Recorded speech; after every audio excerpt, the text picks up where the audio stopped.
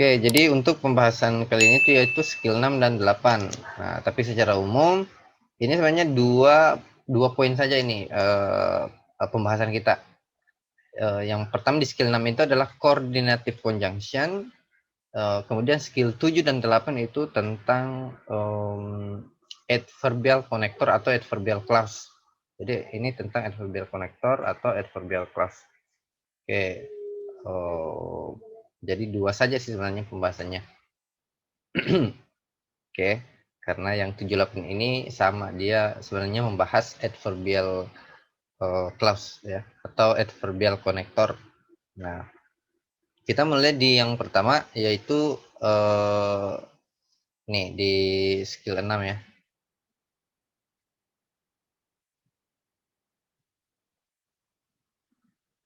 Oke. Nah, oke di skill 6 itu use coordinate connector.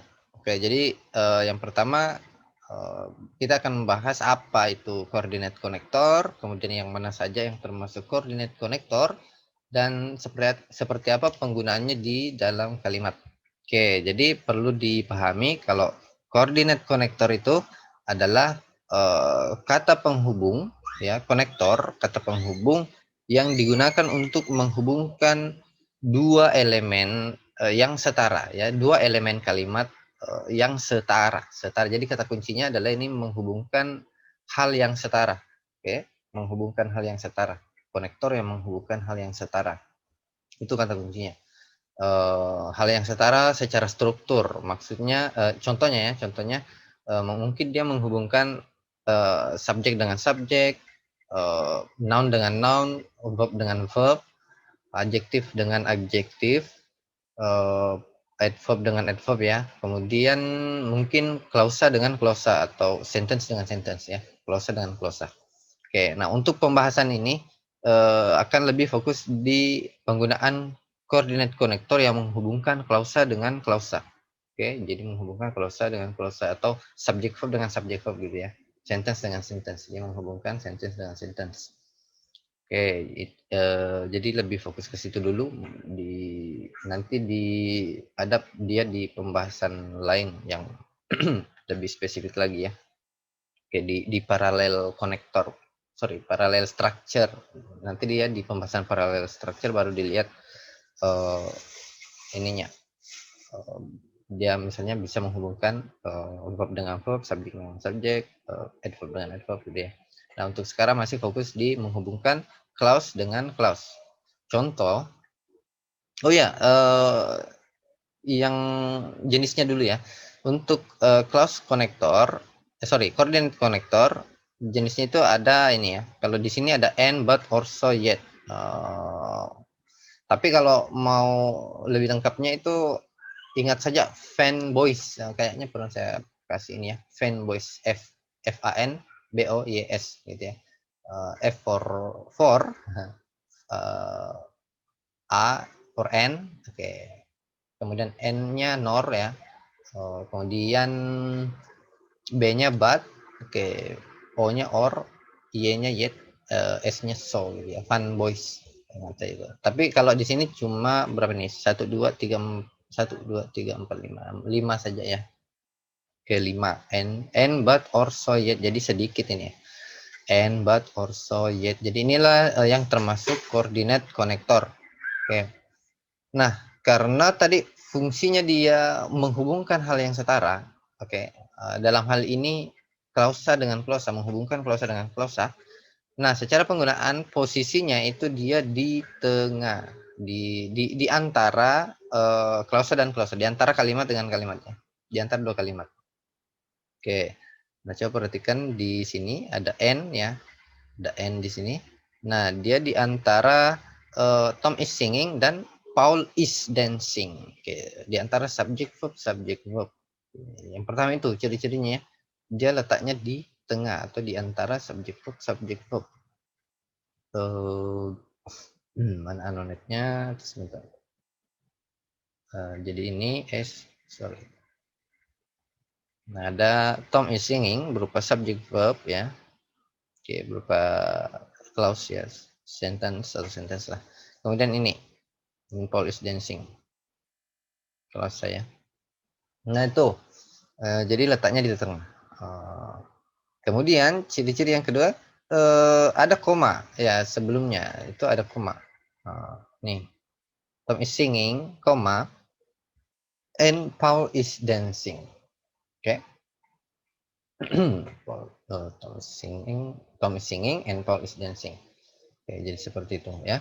Oh ya, yang perlu dipahami secara mendasar itu adalah bahwa ketika ada dua rangkaian subject verb ya, ada dua rangkaian clause subject verb gitu, atau verb dua rangkaian verb, maka butuh satu conjunction ya. Maka butuh satu conjunction. Kalau misalnya ada dua rangkaian ada tiga rangkaian subject verb di dalam kalimat itu, ada tiga verb ya, main verb ya. Berarti kita butuh dua conjunction dan seterusnya gitu ya. Atau saya tukar. Kalau misalnya Anda nanti menemukan di dalam kalimat ada satu conjunction, ada satu kata penghubung, berarti akan ada dua verb.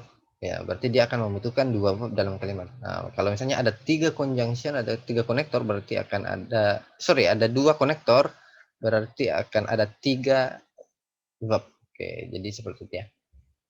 Jadi seperti itu. Kalau misalnya ada dua verb ya, ada dua subject verb, itu berarti butuh satu conjunction atau konektor. Kita kalau contoh yang lain, nah contohnya ini yang but ya, but Tom is tall but Paul is short. Oke, jadi di situ but-nya di antara ini subjek verb ya. Tom is tall ini kan clause. Paul is short ya, ada subject verb juga nih. Paul is short ya. Oke, kemudian ada koma nih di sini. Oke, jadi kalimat dulu koma, kemudian dia diletakkan koordinat konektor di sini tengah. Oke. Oke, contoh lain ini ya sama. Jadi penggunaannya sama. Tom must write the letter, or Paul will do it. Oke. Jadi Tom mesti menulis suratnya atau Paul yang akan melakukannya gitu ya. Or Paul will do it. Oke. Tom told the joke. Kemudian so Paul laughed. Oke, jadi Tom lagi ngelawak. Jadinya Paul tertawa gitu ya. Oke. Tom is tired. Tom is tired, yet he is not going to sleep. Oke, Tom lelah gitu ya. Namun dia tidak pergi tidur gitu. Oke, jadi letaknya kalau diperhatikan semuanya sama. Dia menghubungkan klausa dengan klausa. Oke, atau menghubungkan yang subjek verb gitu ya. Menghubungkan dua independent clause. Ya. Jadi koordinat konektor ini menghubungkan dua independent clause ya. Tom is tall, Paul is short, Thomas read the letter, Paul will do it gitu ya. Oke, dia menghubungkan dua independent clause. Nih.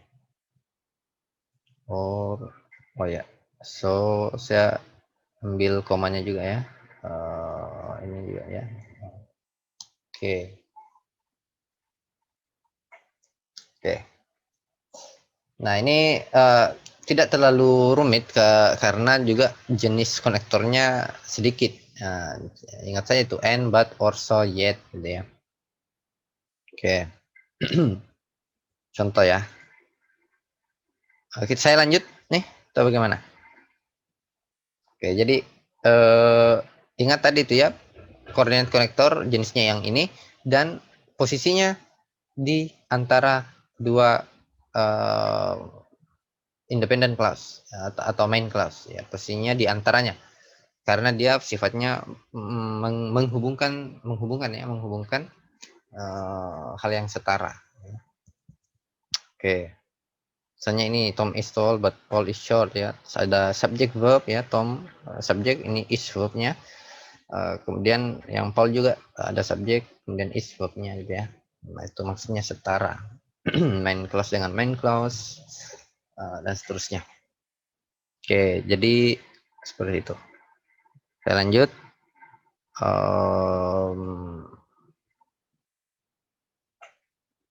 Oh ya, wait a second. Ya, jadi polanya seperti ini. Ya, coordinate connector subject verb ya, minimal subject verb, boleh diikuti objek dan lain-lain. Subject verb, kemudian ada koma, kemudian diikuti coordinate connector ya. Kemudian minimal diikuti subject verb lagi ya, subject. She laughed, koma, but she wanted to cry. Oke. Ya. Ingat-ingat saja nih jenis konektornya, and, but, or, so, yet, ya, dan, tapi gitu ya, namun, atau, or ya. So, jadi, yet, namun. Oke, contoh. Nah, kita ke contoh. Oke, coba dibaca nih, a power failure occurred gitu. Koma, bla bla bla, the lamps went out. Nah, coba perhatikan. Di sini tadi itu ingat prinsip dasarnya sebenarnya. Untuk memudahkan teman-teman nanti ya. Jadi apapun jenis clause-nya, apakah dia yang coordinate connector ini ataukah adverbial clause atau adjective clause atau noun clause, tapi semuanya punya prinsip dasar yang sama, yaitu coba lihat verbnya dulu ya. Nah, di sini ada verb occurred gitu ya. Nah, kemudian selain itu ada koma, oh ya sorry, ini verbnya, kemudian setelah itu cari subjeknya ya. Nah, subjeknya a power failure gitu. Kemudian koma, kemudian selanjutnya ada went out ya, go out. Went out, lamps went out ya. Nah, ini juga verb nih, went out gitu ya, went out. Oke, ada subjeknya the lamps ya, jadi went out ini subjeknya the lamps. Oke, nah ada dua rangkaian subjek verb. Tadi prinsipnya adalah ketika ada dua rangkaian subjek verb, ada dua verb, berarti kita butuh satu conjunction ya. Nah, kemudian lihat ciri-cirinya di sini ada subject verb, kemudian koma. Nah, berarti di sini dia membutuhkan coordinate connector gitu ya. Berarti di sini dia membutuhkan coordinate connector. Nah, berarti jawaban yang paling tepat yang cari saja jawaban yang termasuk coordinate connector ya. Oke, berarti di sini jawaban yang tepat adalah yang Bravo. Oke, so. Oke, jadi seperti itu. Kita coba ke contoh yang ini kan bukan coordinate connector ya, later, next, dia keterangan saja. Oke. Nah, jadi lihat ciri-cirinya ya. Pola kalimatnya kalau dia butuh coordinate connector, biasanya itu seperti ini. Jadi ada kalimat, ada main clause dulu, ada main clause ya, subject verb gitu. Dan ada koma. Oke, ada koma. Ada koma, kemudian ini. Ingat di sini harus subject verb ya. Harus apa namanya, main clause di awal ini. Oke, di sini ya. Oke. Nah, harus main clause di situ. Karena tadi fungsinya coordinate connector menghubungkan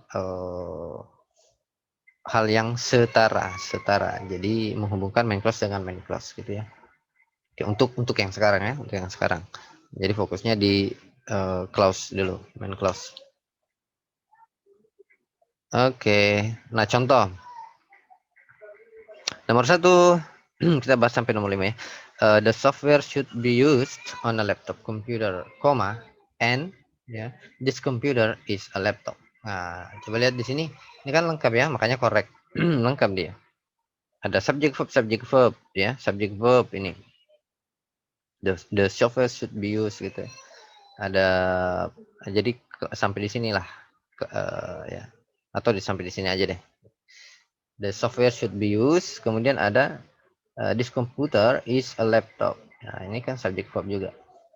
Nah, kemudian lengkap dia ada konektornya ya. Jadi tadi ketika ada dua rangkaian subject verb butuh satu konektor, ada and gitu ya. Nah, berarti kan ada koma di sini. Oke, jadi ini lengkap, tidak ada masalah. Nomor 1 makanya korek. Nomor 2, The rain clouds, ini incorrect ya, nomor 2. Nah, kenapa bisa? Kita lihat apanya yang kira-kira salah nih. The rain clouds can be seen in the distance, but no has fallen. Oke. Nah, jadi perhatikan subject verbnya. Kan ada apa ya? Ada konektor but gitu di sini ya. Oke, di sini sudah ada konektor but, ada komanya. Berarti dia harus menghubungkan hal yang setara. Tadi dia menghubungkan independent clause dan independent clause atau subject verb dengan subject verb. Sorry. Coba lihat nomor 2, the rain clouds can be seen. Nah, ini kan ada verb ya, can be seen, dapat terlihat. Can be seen, subjeknya the rain clouds. Oke, jadi ada subject verb. Kemudian di sini no has fallen. Oke. Nah, di sini yang ada verb saja has fallen ya, sama adverb no. Oke, jadi tidak ada subjeknya. Nah, makanya ini incorrect, salah dia. Oke. Karena jadinya tidak setara dia. Dia tidak menghubungkan main clause dengan main clause. Main clause-nya yang satu ini pincang, tidak lengkap, tidak ada subjeknya gitu ya. Oke, makanya incorrect. Nomor 3, ada yang bisa jawab dan nomor 3. Coba perhatikan dulu ada berapa verb gitu ya. Jadi verbnya ada are trying ya, ada are trying, be verbing, subjeknya they ya, kemudian ada it has been. Nah, ini ada it has been.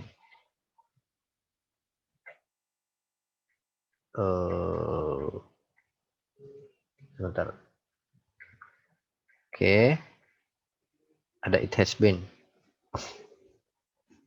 Nah, ini ada subject verb ya, they are trying, kemudian ada it has been juga subject verb. Nah, tadi kalau misalnya ada dua rangkaian subject verb, berarti kita butuh satu conjunction. Nah, di sini nomor 3 ada enggak conjunctionnya, konektornya, ada tidak konektornya? Tidak ada, Sir. Ya, tidak ada ya, berarti incorrect. Ya, karena dia ya harusnya ada konektor ya setelah koma ini ya. They are trying Ya, to Sir. sell their house, koma. Oke. Jadi ada konektor.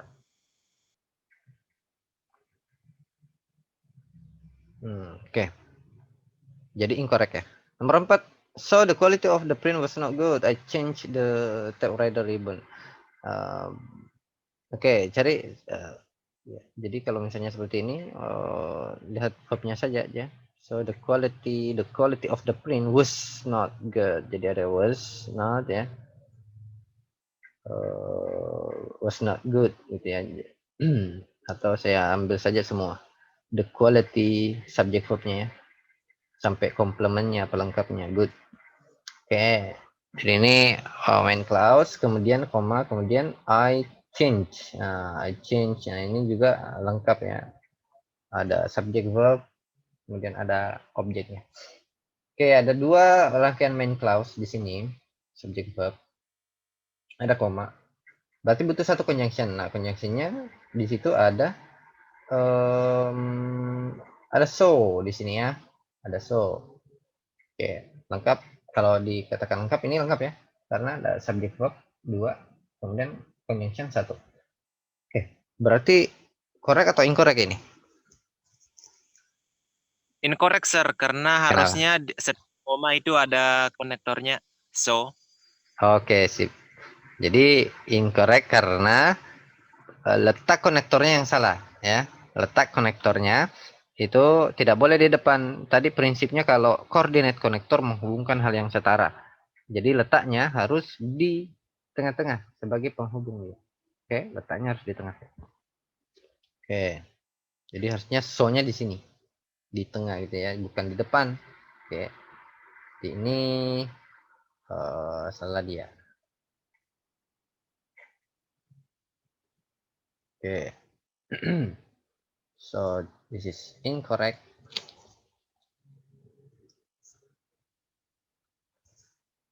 Oke, selanjutnya nomor 5.